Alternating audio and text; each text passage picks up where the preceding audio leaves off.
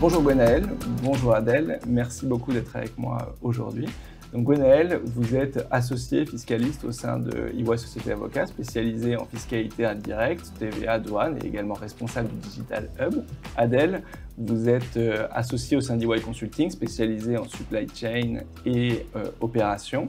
Merci beaucoup d'être avec moi pour échanger sur les enjeux opérationnels et fiscaux de la mise en œuvre d'une stratégie omnicanal et notamment pour les groupes qui ne sont pas des pure players en matière de e-commerce. Adèle, pensez-vous qu'il faille continuer à distinguer le canal e-commerce des autres canaux de distribution ?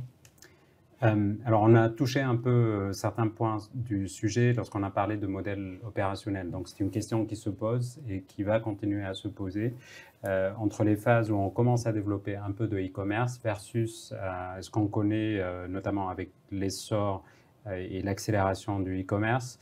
On voit qu'il y a une réponse qui se dégage de plus en plus. C'est une réponse différenciée pour être capable d'un côté de distinguer lorsqu'on est au plus près du client avec des équipes qui sont assez dédiées parce qu'il faut cette proximité et les attendus, le service rendu varie par rapport à d'autres canaux.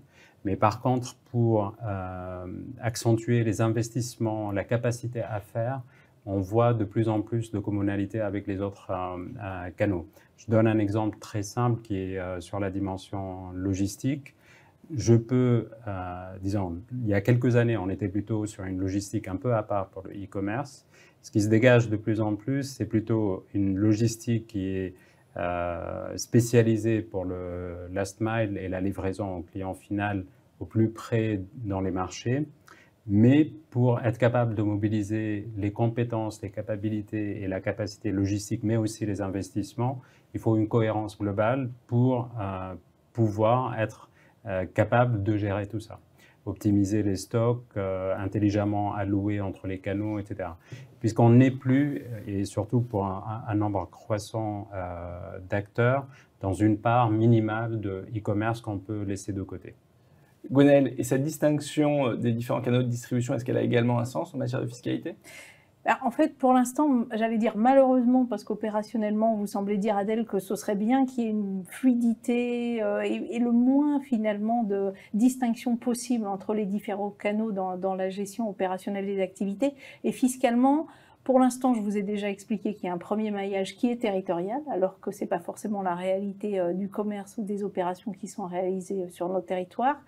Et le deuxième maillage qui est important, c'est de conserver une distinction entre ce qui est e-commerce et ce qui va être vente physique, autre, on va dire traditionnel, canal traditionnel ou canal historique. Pourquoi est-ce qu'on doit continuer à distinguer ça? Parce que actuellement, le législateur, qu'il soit français ou européen d'ailleurs, est en train d'ériger de plus en plus de règles spécifiques au e-commerce. Des obligations de reporting qui sont connues sous un petit nom qui s'appelle DAC7 en Europe.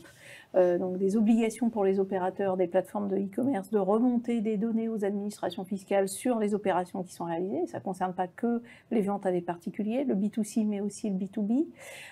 Mais on a aussi, dans le cadre de l'adoption de ce qu'on appelle le paquet TVA au 1er juillet 2021, tout un ensemble de règles nouvelles qui à la fois facilitent ou complexifient les règles de e-commerce en Europe et d'ailleurs qui font l'objet d'une autre vidéo que vous aurez le plaisir de regarder bientôt.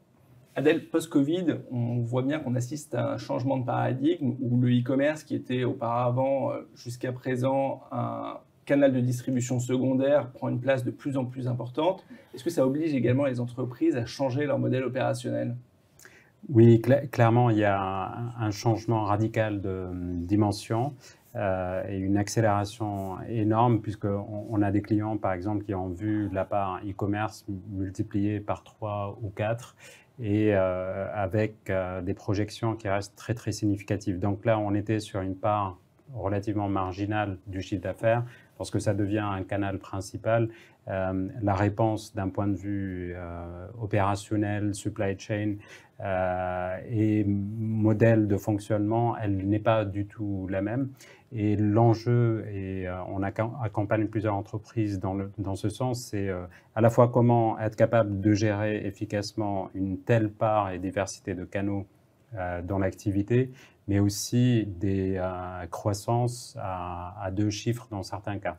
Ce que ça signifie en termes de besoins, c'est que le réseau logistique il doit être adapté et dimensionné pour être capable de gérer une telle diversité et avec toutes les exigences de services qui vont avec.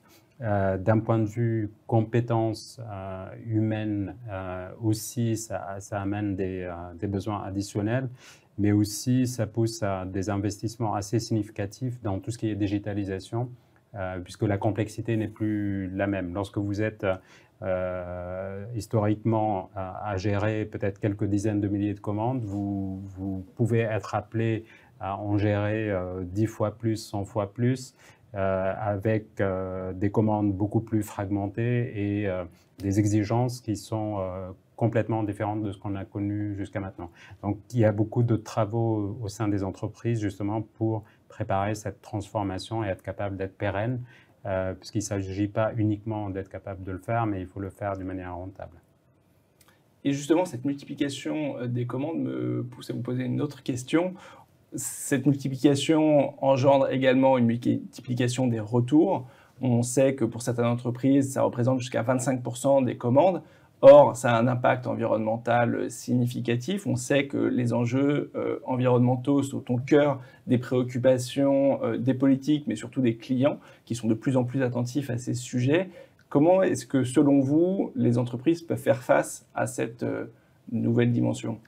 Les retours étaient dans les années de développement de l'e-commerce le maillon faible de quasiment la plupart des acteurs et des secteurs qui étaient relativement mal adressés et donc qui finissaient avec un impact environnemental négatif, mais aussi un impact sur l'expérience du client. Il y a quelque chose qui a aussi évolué ces derniers temps, qui est celui de l'essor de l'économie circulaire.